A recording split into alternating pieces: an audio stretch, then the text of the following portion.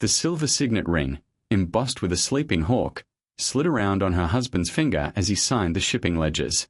It made a faint, scraping sound, a stark, metallic whisper against skin that had grown loose and strange over the last few months. Eleanor, Countess of Chelford, watched it from her seat at the breakfast table, her own hands perfectly still around a cup of cooling tea. It was a Tuesday morning, April 12th, 1827, to be exact. Outside the tall windows of Chelford Hall's morning room, spring was trying its best. Pale yellow daffodils pushed up through the dark earth of the flower beds, but their petals were speckled with mud from last night's rain. Up on the north side of the house, where the sun never quite reached, thick fingers of ice still clung to the stone eaves.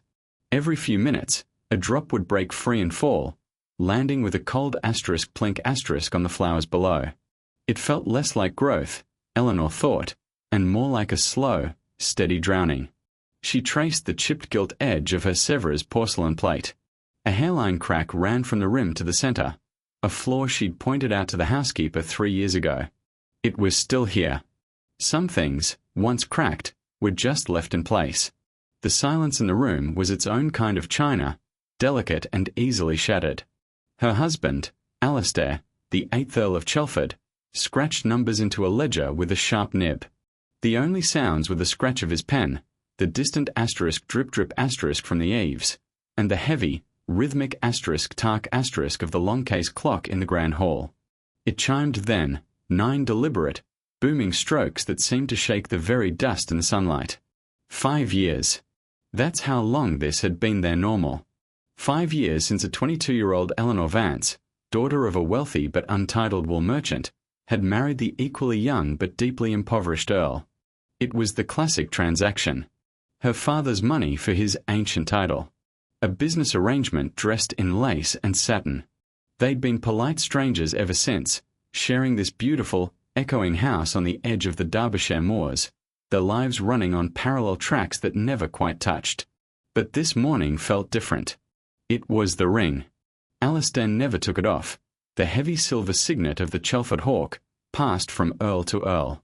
Lately, it had begun to look too big. He'd lost weight, grown quieter. But it was more than that.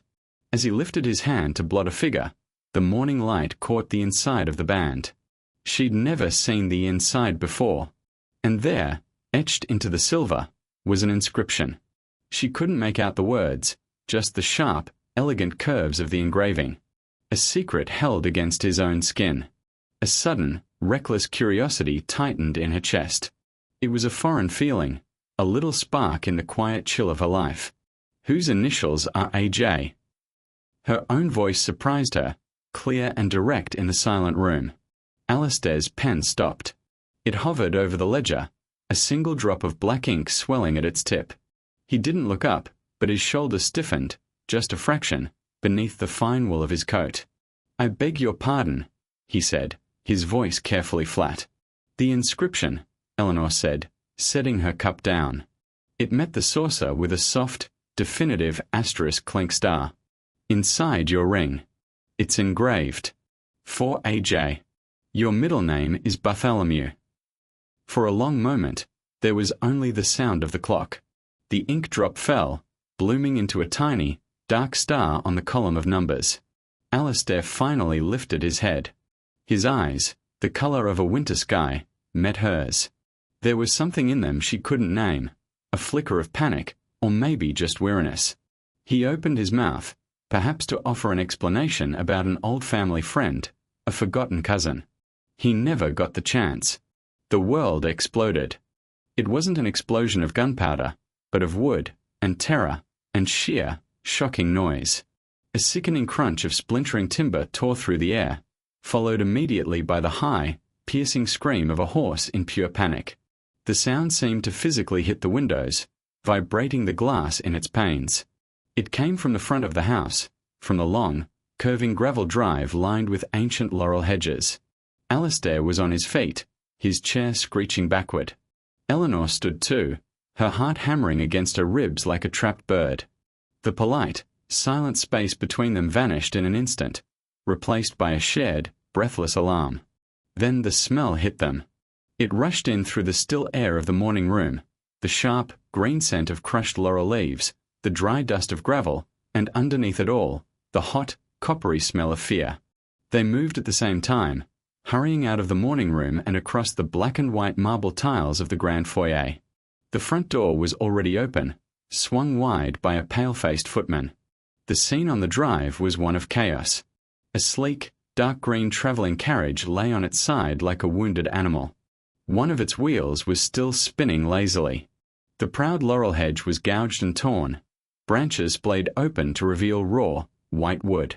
The horse, freed from its traces, stood trembling and wild-eyed a few yards away, its sides heaving. But Eleanor's gaze was pulled not to the wreck, but to the people. A woman with straw-blonde hair spilling from her bonnet lay motionless on the gravel, one arm flung out. And beside her, half covered by the fold of her dark cloak, was a child. Without thinking, Eleanor gathered the heavy silk of her morning gown in her hands and ran. The gravel bit through her thin slippers. She dropped to her knees beside the small boy, her hands moving before her mind could even process what she was seeing. He was a little boy, maybe 4 years old. His face was pale, a smudge of dirt on one cheek. His clothes were fine but travel-worn. As her hands brushed leaves and gravel from his small waistcoat, her fingers caught on something hard and cold. On his tiny hand, on the pinky finger, was a ring. A signet ring. A perfect, miniature replica of the sleeping hawk that spun on her husband's finger. Her breath caught in her throat. The world narrowed to that small, cold piece of metal on a child's soft skin. A shadow fell over her, blocking out the weak April sun. Alistair stood there, looming, his face as white as the crushed gravel. He wasn't looking at the unconscious woman. He was staring, utterly transfixed, at the boy's face. And Eleanor saw it, not shock at a random accident, but a dawning, horrifying recognition. A tremor ran through his jaw, a tiny, uncontrolled spasm. From the house, footsteps pounded. The butler, Mr. Hemsley, and 2 more footmen rushed out, their eyes wide. "My lord. My lady." Hemsley gasped. The boy stirred then. His eyelids fluttered. He let out a small, confused whimper. His unfocused blue eyes, a blue she knew all too well, the exact shade of the Chelford ancestors in their portrait gallery, wandered past her, up to the man standing above them. The child's lips parted. He looked straight at Alistair, the Earl of Chelford, and whispered a single, devastating word. "Papa." The word hung in the air, sharper than the smell of crushed leaves, colder than the ice on the eaves. In that instant, the polished silence of the last 5 years didn't just crack. It was obliterated. Every polite breakfast, every formal dinner, every lonely walk in the gardens, all of it was washed away by that one, simple question. Eleanor looked from the boy's face, to the tiny hawk ring, to her husband's expression of frozen guilt. The hairline fracture in her china plate life had just been struck with a hammer. And in that swirling moment of shock, something solid and fierce rose up inside her. This was her home. This chaos had landed on her doorstep. She stood up, brushing the gravel from her knees. Her voice, when it came, was not the quiet, polite voice of the Countess. It was clear, calm, and left no room for argument. "Hemsley," she said, her eyes locking with Alistair's for one searing second. "Take the woman and the child to the blue guest room. Immediately. Fetch Dr. Reed from the village." She turned, walking back toward the house, her spine straight. "And have some hot water and linen sent up." She didn't wait to see if they obeyed. She walked back into the hall, the whispers of the servants and the low, frantic voice of her husband fading behind her. The clock ticked on, measuring a new, terrifying kind of moment. The old life was behind her, in pieces on the gravel. Whatever lay ahead was waiting in the blue guest room upstairs. And as she climbed the grand staircase, one thought echoed louder than all the others. Who was that woman? And who, truly, was that little boy with the Earl's own eyes staring back from a face she'd never seen before? Sometimes, you see, the most ordinary morning can be shattered by a single question. And the answer, well, the answer can change everything. But even in the middle of the shock, Even when your world turns upside down, there is a choice. You can step back, or you can step forward. Eleanor, though she didn't know it yet, had just chosen to step forward. And that, my friends, is where every real story begins. The chaos on the gravel drive seemed to freeze for a heartbeat after that whispered word. Then, everything rushed forward again, a river breaking through a dam. Eleanor's own hands, moving with a will of their own, were stained with dark earth and a single, shocking streak of blood from where she'd brushed debris from the little boy's pale forehead. It wasn't a bad cut, just a scrape, but the color against her skin was a bright, terrifying flag. The carriage lay like a beached, wooden whale. The woman with the straw-blonde hair was utterly still. And the boy, Arthur, she would learn his name was, just stared past her, his small, confused gaze locked on the man standing above them. Alistair, the Earl, seemed to have turned to stone. The morning sun was behind him, casting his long shadow over Eleanor and the child, so all she could see was the dark outline of him, rigid and tall. But she didn't need to see his face. She felt the tremor that ran through the air around him. It wasn't the shaking of a man shocked by a random accident. It was the deep, seismic shudder of a man whose worst secret had just rolled up his driveway in a wrecked carriage. "My God," he breathed, the words barely a puff of air. That broke the spell. Eleanor stood up, her knees protesting, the rough gravel imprinting itself on her skin through the silk of her gown. "Do not just stand there," she said, and her voice had a new, steel wire edge to it. "Help them." Her command snapped the servants into motion. Mr. Hemsley, the butler, and the 2 footmen rushed forward. Carefully, they lifted the unconscious woman. She was light as a bird, her head lolling against the footman's shoulder. The boy, Arthur, flinched when a footman reached for him. "It's all right," Eleanor said, kneeling again. Her voice softened, almost without her permission. "This is Mr. Davies. He's very strong. He'll carry you inside where it's warm. May he pick you up?"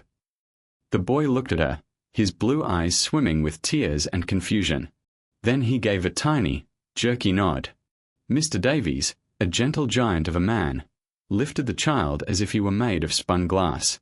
As he was lifted, the boy's small hand reached out, not for Alistair, but clutching instinctively at a fold of Eleanor's sleeve. The trust in that tiny gesture, amid all this madness, nearly undid her. They processed into the house, a strange and silent parade.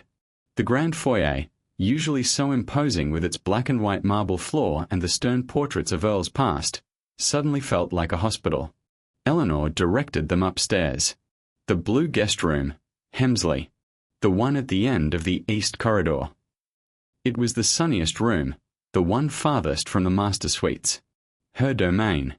Alistair finally moved, following them in, his boots echoing too loudly.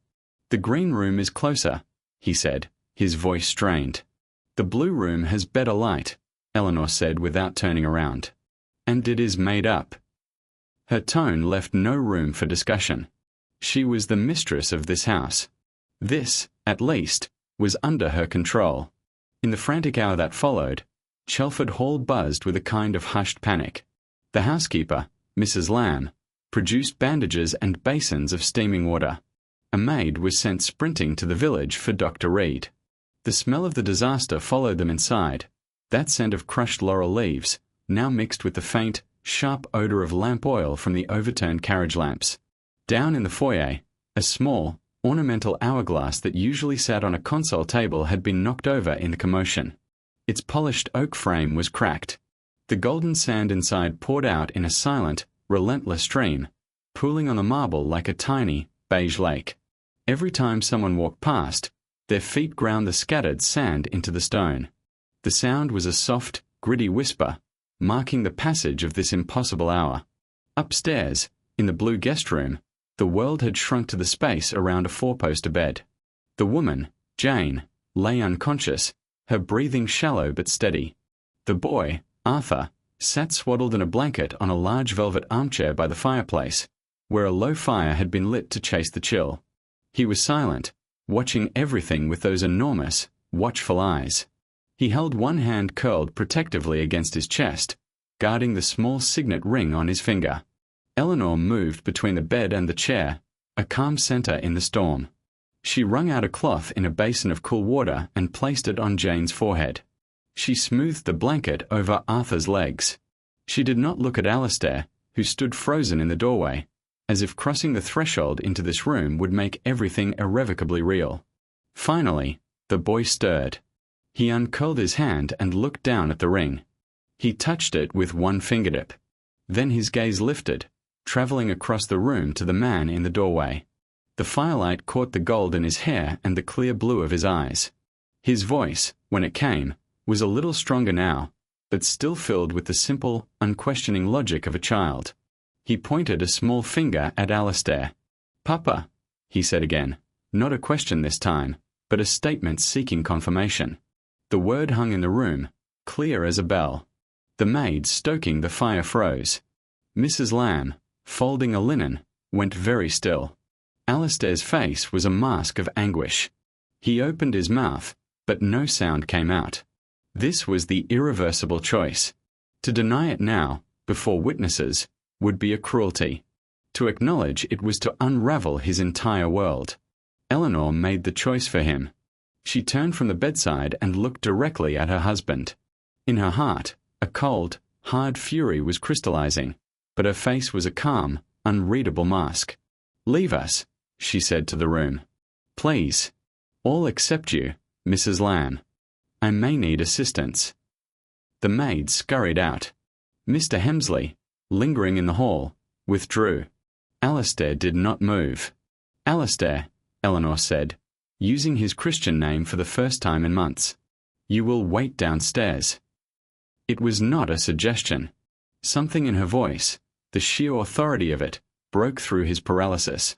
He looked at her, then at the boy, then back at her. His shoulders slumped. He turned and left, his footsteps heavy on the corridor floorboards. When the door clicked shut, the room was quiet except for the crackle of the fire and Jane's soft breathing. Eleanor walked to the armchair and knelt before Arthur, bringing herself to his eye level. She could see the details now, the tiny freckle by his left ear, the way his eyebrows arched, so familiar it made her heart ache. "Hello, Arthur," she said softly. "My name is Eleanor. You are safe here." He studied her face, his earlier fear slowly being replaced by exhaustion. "Is Mama sleeping?" he asked. "She is," Eleanor said. "A doctor is coming to help her. He will be here very soon." He nodded, accepting this. His eyelids were beginning to droop. The adrenaline of the crash was leaving his small body. Eleanor made another decision, a quiet, fierce one that rose from a place she didn't even know she had. She would be the wall between this child and the chaos. She would be the calm voice in this storm.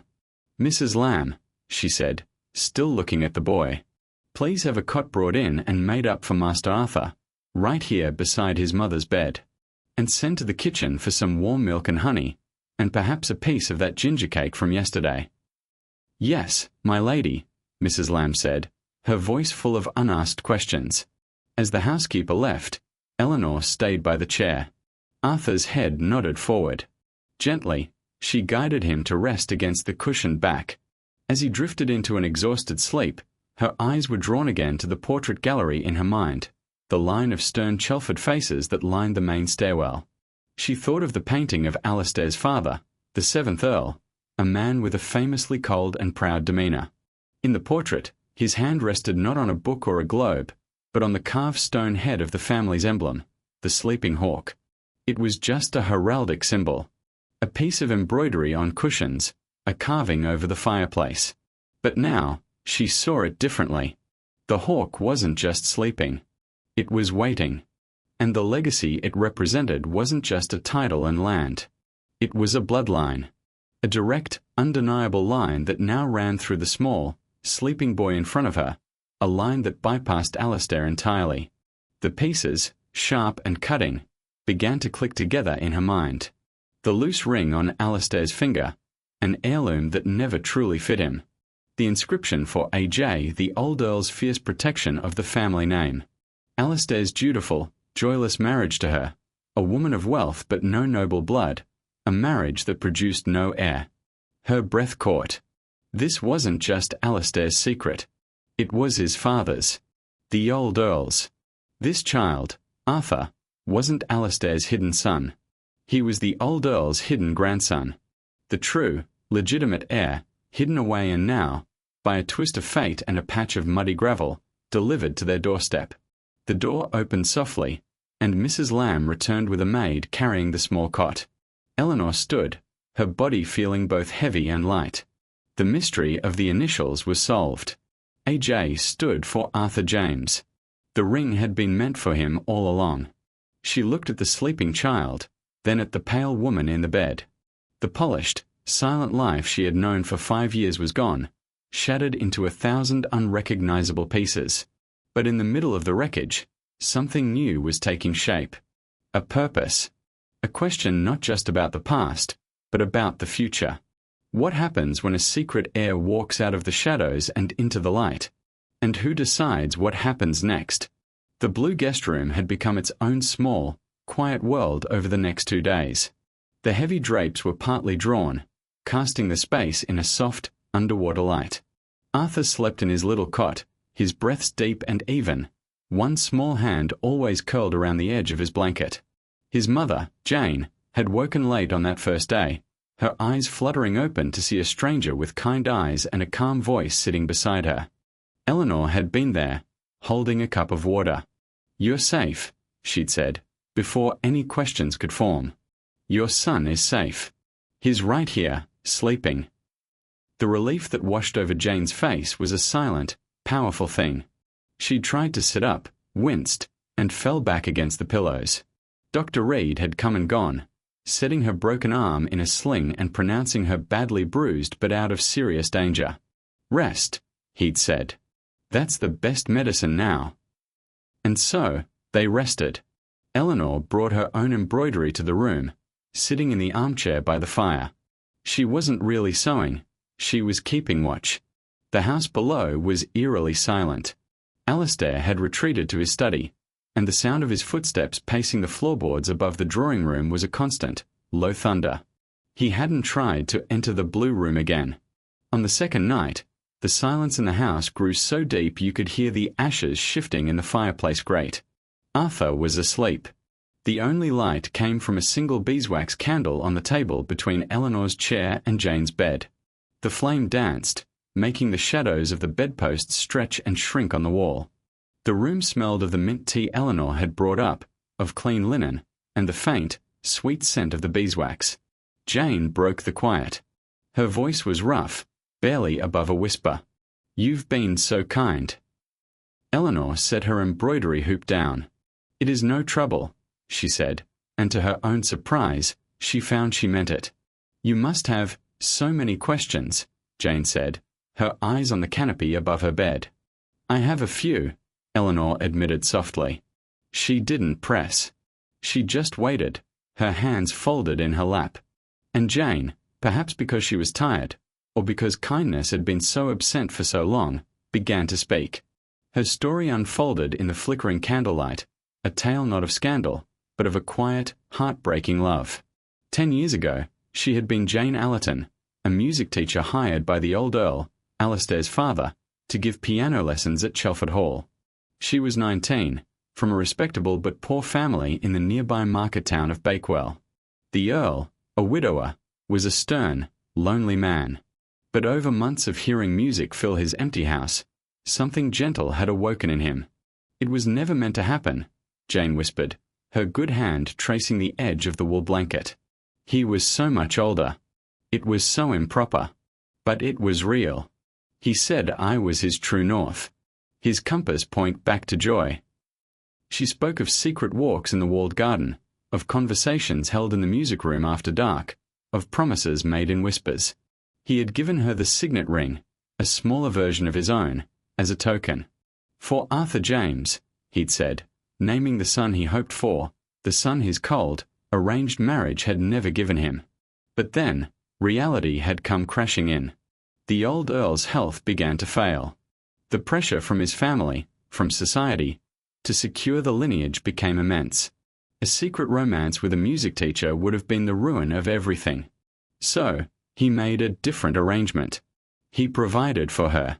He secured a small, tidy cottage for her in a distant county, with a modest but regular annuity to be paid through his solicitor. And he made his son, Alistair, swear to continue the payments, to ensure her silence and her comfort. Alistair never liked it, Jane said, a faint, sad smile touching her lips. He thought it was a stain on the family honour. But he did it. For 5 years, the money came. It was enough. We lived quietly, Arthur and I. She turned her head to look at Eleanor then, her eyes glistening in the candlelight. The old Earl died last autumn. The payments, they stopped in January. The solicitor wrote a single, cold letter. Said the agreement died with the Earl. We had nothing. I didn't know what else to do. I thought if I came here, if I could just speak to Alistair, remind him of his promise. Her voice broke. The carriage will hit a rut in the road, hidden by the mud from all that rain. I lost control. And then, we were here. Eleanor sat perfectly still. The taste of the mint tea she'd sipped earlier turned to ash in her mouth. She wasn't hearing a story of a rival, of a mistress. She was hearing a story of a love pushed into the shadows, and a duty brutally abandoned. She looked over at the sleeping boy, his cheek smushed against the pillow. He wasn't just a secret. He was a promise. A promise his grandfather had made and his uncle had broken. And she, Eleanor, was not the wronged wife in this story. That realization was a cold wave washing over her. She was a part of the machinery that had hidden them away. Her marriage to Alistair, arranged by the old Earl himself, had been the perfect solution. Bring in a wealthy, common-born bride who wouldn't ask too many questions. Use her money to shore up the estate. And in doing so, create a respectable, heirless front behind which the true legacy could be conveniently buried. She was the decoy. The necessary wall, as the old Earl must have seen it, behind which to hide his true heart. A deep, hollow ache opened up inside her. It wasn't jealousy. It was the profound understanding of her own irrelevance. For 5 years, she had polished the silver, managed the household, played her part, believing it was for a future, for a family that might one day be. But there would never have been a family with Alistair. Her role was to be the guardian of an empty shell. She rose and walked to the window, pulling back the drape just enough to look out. The night was black, the moon hidden behind clouds. Her own reflection was a ghost in the glass, a well-dressed, poised woman, her hair perfectly arranged, her gown of the finest silk. A beautiful, empty vessel. A necessary wall. Jane's voice came softly from the bed. He said you were a wall. The old Earl, I mean. When I was upset. When I asked why he was arranging Alistair's marriage. He said, my dear, every garden needs its wall. To shield what is precious inside from the harsh wind. She will be a good, strong wall. I am so sorry. The words landed with a quiet, final weight. Eleanor let the drape fall back, closing out the dark. She turned to face the room, the injured woman, the sleeping air, the flickering candle. This was the darkest point, the void where all the pretenses fell away and you saw the truth of your own life. And in that void, she faced her impossible choice. She could do what was expected. She could reveal Arthur's existence to the world, which would legally make him the Earl. But in doing so, she would dissolve her own position, her security, her home. She would become the discarded wall. Or she could keep the secret. She could use her power as Countess to pressure Jane to leave, to pay her off herself, to bury the truth once more. She could preserve her hollow title, her comfortable life, but in doing so, she would become the jailer of an innocent boy's future. She would become the harsh wind. She stood at the crossroads of her own soul, and both paths looked desolate. The candle on the table guttered, the flame shrinking to a tiny blue heart before flaring up again. In that pulse of light, she looked at Jane's worried, kind face, and then at Arthur's perfect, sleeping trust. The old Earl's voice seemed to echo in the room, not as a guide, but as a verdict on a life half-lived. And then Eleanor realized the old Earl's benevolence in arranging her marriage was a lie. It wasn't to save his son from poverty. It wasn't to give her a title. It was to build the highest, strongest, most respectable wall possible. To cage his own secret, his own true legacy, forever. He hadn't given her a life. He had given her a job. The ache inside her hardened. It didn't disappear, but it changed shape. It was no longer the pain of being used. It was the cold, sharp clarity of seeing the game board for the first time. And when you see the board, my friends, you can finally decide if you want to be a piece that's moved, or the player who makes a new move altogether. The night was long, and the choice was hers. But in the quiet of that room, with the truth finally laid bare, something unexpected began to stir. Not hope, not yet, but a first, faint spark of defiance. Because no one, no matter how kind or how quiet, wants to spend their life being just a wall. A week passed at Chelford Hall, a week measured not by the chimes of the clock, but by a new, taut silence that stretched through every room. The scent of crushed laurel had faded from the front drive, replaced by the ordinary smells of damp earth and early roses. But inside the house, the air was different. It was charged, like the moments before a summer storm. Eleanor changed. It was not a dramatic change, not one you'd see from a distance. It was in the way she held her shoulders, a little straighter. It was in the directness of her gaze when she gave an order. The woman who had spent 5 years polishing a life of quiet transactions had discovered a new tool, her own meticulous, observant nature. She would use the very skills that had made her a good wall to tear the old structure down and build something new. She began in the library, a room of dark wood and the smell of old paper. She sent for Mr. Dowling, the family solicitor, a man with spectacles perched on the end of his nose. When he arrived, she didn't meet him in the formal drawing room. She met him at the large oak table, its surface scattered with her own notes. "Mr. Dowling," she said, her voice calm and clear. "Thank you for coming. We require a review of the household accounts and a draft of the quarterly budgets. I find some of the older arrangements may no longer be efficient." Alastair, hovering near the fireplace, frowned. "The budgets? Eleanor, is this truly the time?" "There is no better time to understand the foundations of one's home," she replied, without looking up from a ledger. She asked Mr. Dowling specific, sharp questions about tenant farms, about the yields from the North Fields, about the income from a particular slate quarry on the edge of the estate.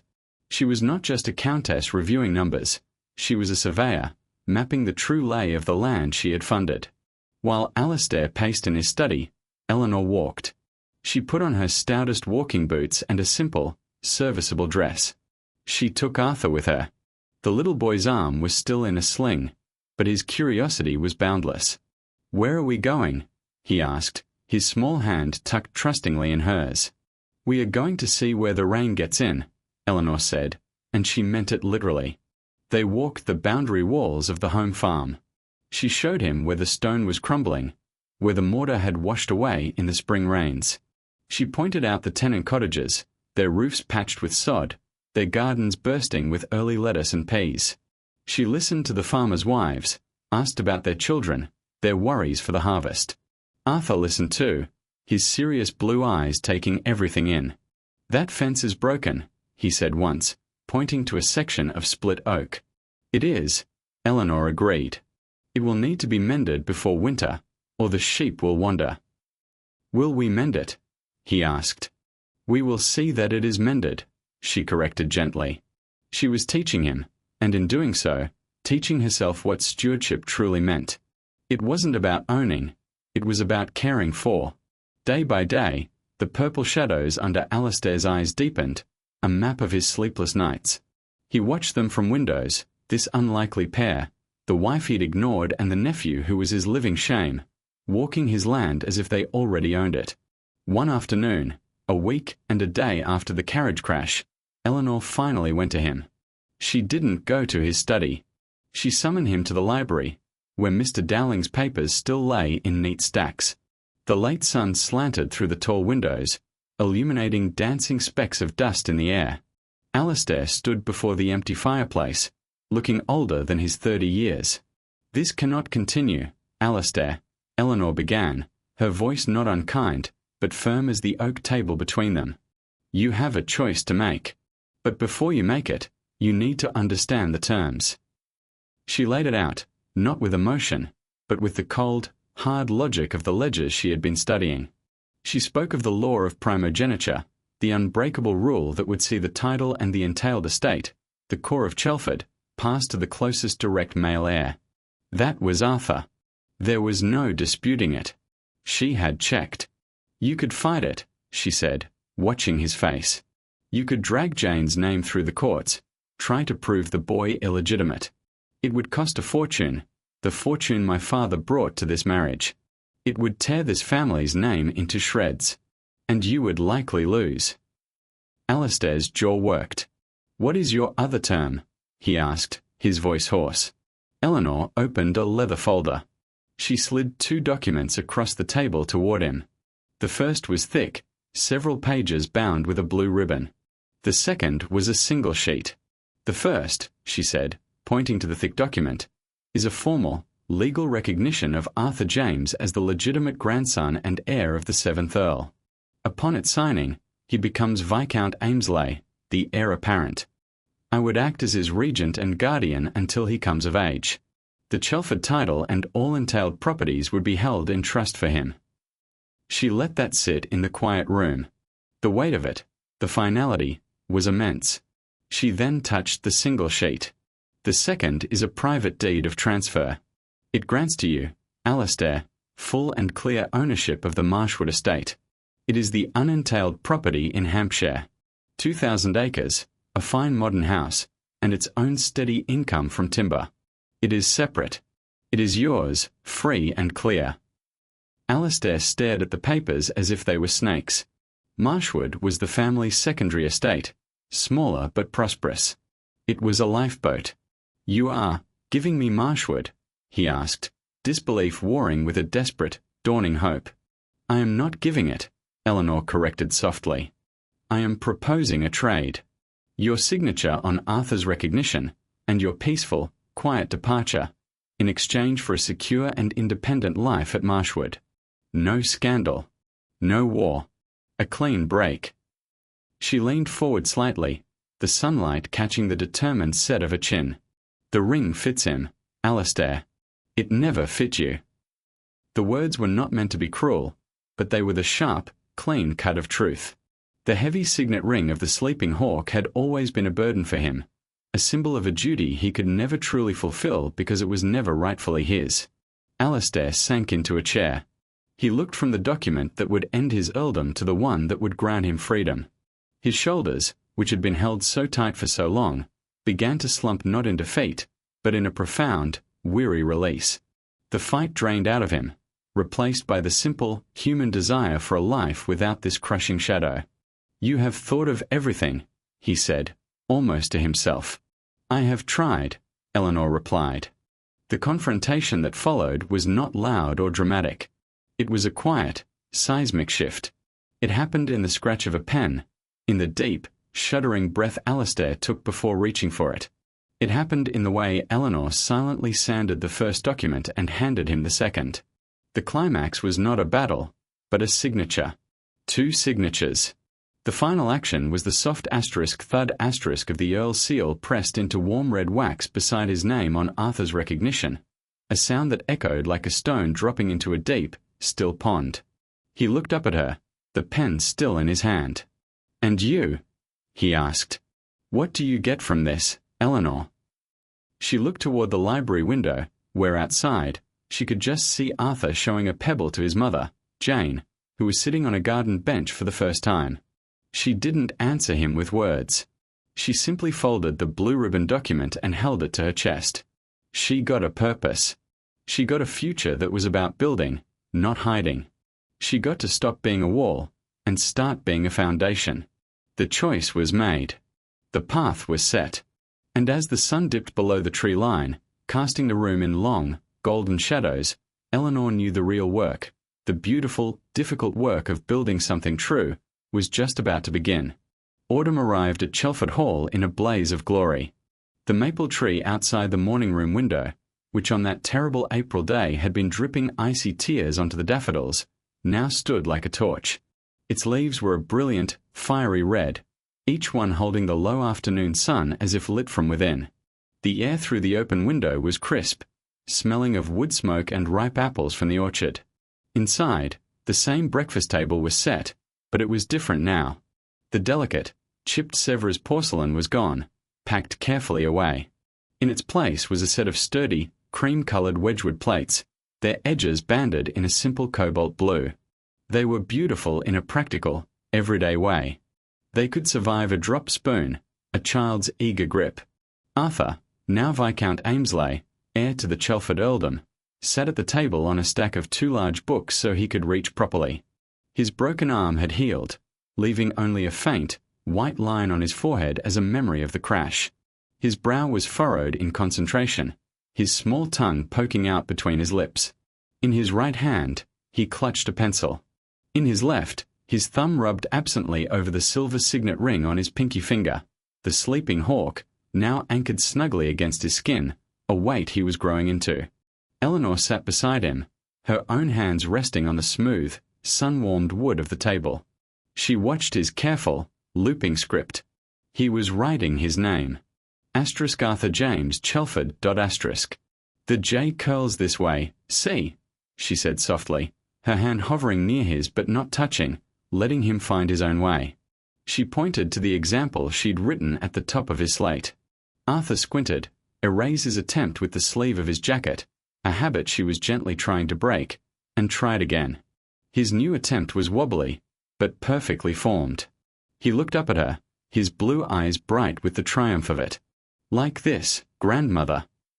The word, now spoken every day, still sent a warm, quiet shock through her heart. It was a title she had never expected, never dreamed of, and now couldn't imagine her life without. She smiled, a real, easy smile that reached her eyes. Exactly like that. Perfect. The title of Countess was still legally hers until Arthur came of age, but in the halls and hearts of Chelford, she had become grandmother. It was a title built not on blood, but on choice. On the long afternoons spent reading by the fire, on the patient lessons about tenants and trees, on the steadfast presence in the blue guest room that had become a permanent, sunny nursery. Down the hall, the long case clock chimed 4 times, its tone no longer a measure of empty silence, but of a day full of lessons and walks and plans. The sound mingled with the distant, happy clatter from the kitchen, where Mrs. Lamb was overseeing the making of a blackberry pie for dinner. So much had changed since spring. Alastair was gone.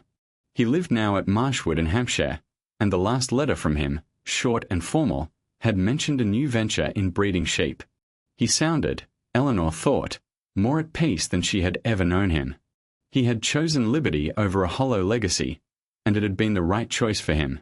Jane was in the dower house, the charming, smaller house at the edge of the gardens. Her health had mended completely. She had a piano again, and the sound of scales and simple, sweet melodies often drifted across the lawn in the evenings. She and Eleanor took tea together every Tuesday. They spoke of books, of Arthur's progress, of the estate. They were not quite friends, not yet, but they were allies, bound by a shared love for a small, serious boy and a shared commitment to a truthful future. Eleanor was no longer the Countess of Convenience. The contract that had defined her was null and void, replaced by a far more binding one, a promise. She was the regent of Chelford, a role she had carved for herself with a steady hand and a clear heart. It was hard work. There were endless decisions, stubborn tenants, leaky roofs, and accounts that never quite balanced. But it was her work. It mattered. Arthur finished his row of names and set his pencil down with a satisfied sigh. He swung his legs, which didn't quite reach the floor from his tower of books. The signet ring caught the light. "Does it feel heavy?" Eleanor asked, nodding to the ring. He looked at it thoughtfully. "Sometimes. When I'm tired. But mostly it feels like mine." He held out his hand, studying the hawk. "Grandpapa gave it to me, didn't he? The first one." "He did," Eleanor said. She no longer flinched at the mention of the old Earl. She saw him now not as a schemer, but as a complicated, lonely man who had loved poorly in life but had, in his own way, loved truly. It was a promise to you. A promise that you belong here. Arthur was quiet for a moment, a deep thinker for such a young boy. And you kept the promise, he said, not as a question, but as a simple fact he had settled in his own mind. Before she could answer, he slid off his books and came to her side of the table. He held out his hand, the ring facing up. You can hold it, he said, with the grave generosity of a child offering his greatest treasure. Eleanor's throat felt tight. She closed her hand gently around his small one. The cool, smooth metal of the ring pressed into both their palms. It was no longer a cold, secret seed. It was warm from his skin. It was a connection, from a grandfather's regretful love, to a woman's defiant choice, to a boy's open-hearted future. It was finally planted in true soil, and it was growing. Outside, a breeze shook the brilliant maple, and a shower of scarlet leaves danced past the window. They would rake them into great, crunchy piles tomorrow, and Arthur would leap into them with shouts of laughter. There would be pie for dinner, and perhaps a story by the fire. There would be letters to write about roof repairs, and a visit from the vicar to discuss the harvest festival. The scar of that April morning was still there, a faint line on a forehead, a memory of a shattered carriage and a shattered life. But a scar is not just a wound. It is also proof of healing. It is the strongest part of the skin. Eleanor's life was not the pristine, polished thing it had once been. It was richer, messier, more beautiful. It was etched with the fingerprints of a child, marked by hard decisions, and warmed by a purpose she had built with her own two hands. She released Arthur's hand, and he scampered off to fetch his favorite wooden horse from the window seat. Eleanor looked around the morning room, at the simple blue plates, at the children's books stacked on a side table, at the vibrant, living world beyond the glass. Her story hadn't ended with the turning of a key in a lock or the signing of a marriage contract. It had begun there. Because sometimes, the greatest journeys start from a place of stillness, and the most loving families are the ones we choose to build, piece by piece, promise by promise, in the light of a brand new day.